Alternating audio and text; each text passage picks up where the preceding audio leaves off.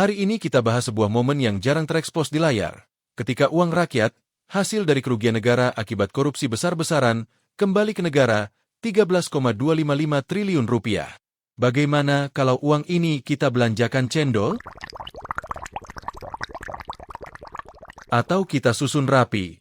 Bakal sampai mana? Dan apa jadinya uang ini kalau kita belanjakan ke jalan yang benar?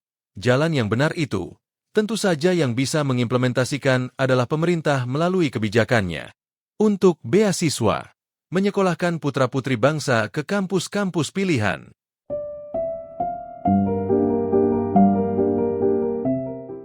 Yaitu penyerahan uang pengganti kerugian negara sebesar 13 miliar. Triliun, sorry. Enggak kita bayangkan ya, uang 255 miliar, 244 juta, 538 rupiah, dan 149 ribu rupiah. Tepatnya, pada 20 Oktober 2025, Jaksa Agung ST Burhanuddin menyerahkan secara simbolis uang pengganti kerugian negara kepada Menteri Keuangan Purbaya Yudi Sadewa di Gedung Utama Kejagung, Jakarta, disaksikan oleh Presiden Prabowo Subianto. Uang itu berasal dari perkara korupsi pemberian fasilitas ekspor crude palm oil, CPO, dan produk turunannya, yang kerugian perekonomian negara diperkirakan mencapai sekitar 17 triliun rupiah. Nah, berikut rincian resmi perkaranya.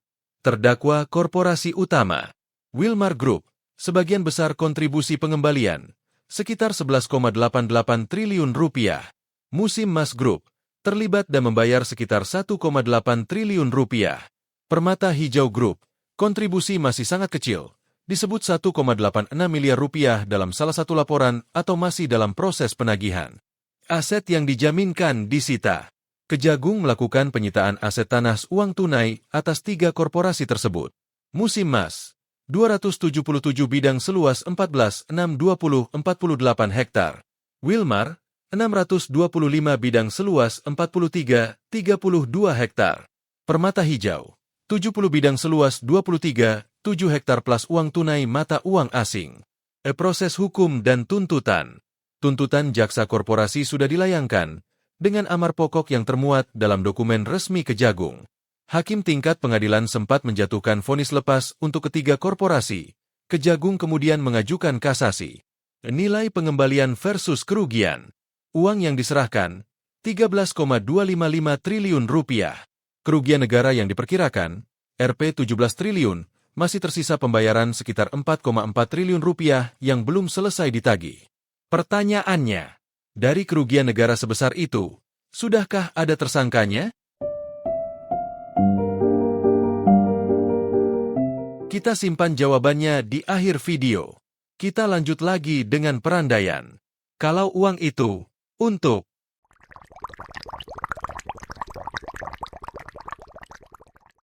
membeli es cendol dengan harga segelas Rp5.000, kita bisa dapat lebih dari 2,6 miliar gelas cendol. Totalnya hampir 800 juta liter es cendol. Wih, kita bisa berang sambil minum cendol. Sekarang bayangin uang itu dijajar lembar demi lembar. Kalau semuanya pakai lembar Rp100.000 yang panjangnya 15 cm, maka totalnya bakal nyambung sepanjang 20.000 km. Jarak segitu kira-kira dari Jakarta ke London.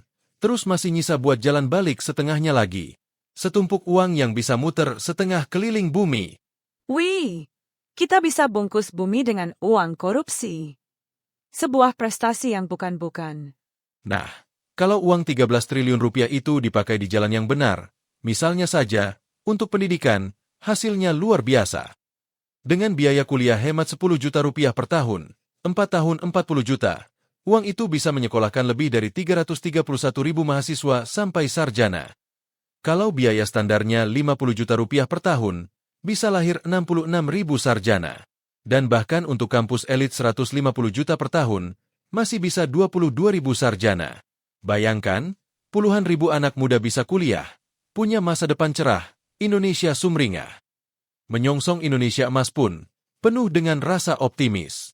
Tapi, bagaimana kalau dibelanjakan ke arah yang tidak jelas?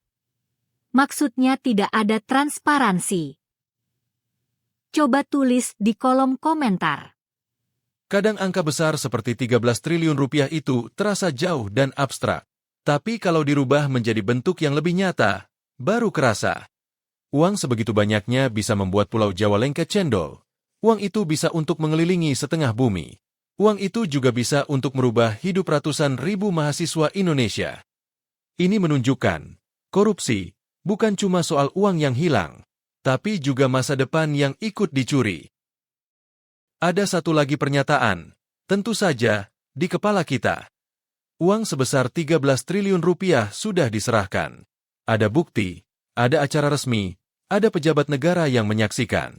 Tapi anehnya, tidak ada satupun nama yang jadi tersangka. Kalau ini benar-benar kasus korupsi, berarti ada uang negara yang diselewengkan. Tapi kalau tidak ada tersangka, siapa yang salah? Situasinya mirip kasus kuota haji beberapa waktu lalu. Ada pihak yang menyetorkan uang ke KPK, tapi sampai sekarang, belum ada satupun yang dinyatakan bersalah. Apakah ini korupsi tanpa koruptor? Atau pengembalian uang tanpa keadilan? Karena kalau pola seperti ini dibiarkan, bisa muncul persepsi baru. Kalau punya duit besar, korupsi boleh, asal nanti uangnya dikembalikan. Padahal hukum itu seharusnya memberi efek jera, bukan efek negosiasi. Kalau pengembalian uang dianggap cukup tanpa hukuman, artinya kita sedang membuka jalan damai terselubung, semacam konsesi moral. Saya kembalikan uangnya, tapi tolong, jangan tangkap saya. Lalu di mana rasa keadilan buat rakyat yang tiap hari bayar pajak? Efek jera? Jauh panggang dari api. Para pihak yang disebut-sebut justru masih beroperasi, perusahaannya masih berjalan, ekspornya tetap lancar. Rakyat cuma dapat kabar, uang sudah dikembalikan. Tapi siapa pelaku? Siapa penanggung jawab, semua seolah hilang dalam kabut birokrasi. Dan di sini kita mulai menyinggung satu hal yang sering dibicarakan tapi tak pernah benar-benar ditegakkan. Undang-undang perampasan aset. UU ini sejatinya bisa jadi solusi. Aset hasil korupsi bisa disita tanpa menunggu putusan pidana.